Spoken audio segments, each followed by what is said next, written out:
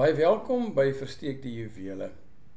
As ons kyk na die verhaal van die kind Jesus in die tempel, dan is ons reaksie gewoonlik, maar hoe kon Josef en Maria hulle kind in Jerusalem laat agterbly het? Kon hulle nie maar meer seker gemaak het dat hy saam met hulle op pad terug is huis toe nie?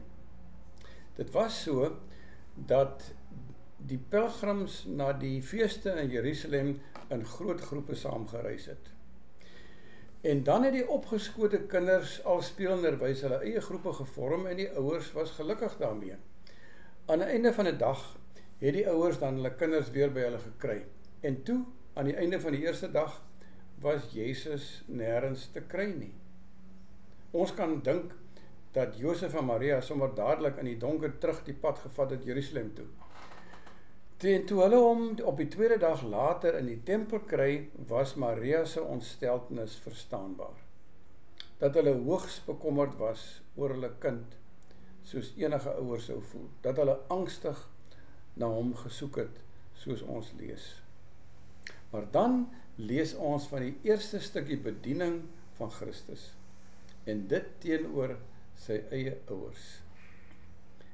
Ons as ouers voel gewoonlik baie besitlik teenoor ons kinders, veral die kleineres, en dit was waarskynlik maar ook Maria en Josef se gevoel. En Jesus se reaksie, hy laat sy ouers verstaan dat hy nie net hulle kind was nie. Hy praat van sy eintlike Vader se dinge. Daarmee laat hy sy ouers verstaan dat hy nie hulle besit is nie. Die ouers moes hierdie belangrike ding leer. Hy is nie tot hulle beskikking soos ander ouers se kinders nie. Eintlik is Josef en Maria tot sy beskikking. Ons lees dan ook dat sy aardse ouers op daardie stadium nie verstaan het wat hy bedoel het nie.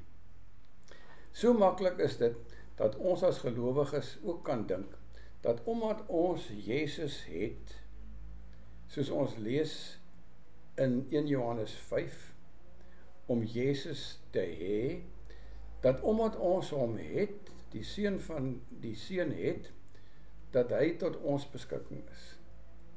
Hy is daar terwille van my behoeftes, in plaas daarvan dat ek tot sy beskikking is.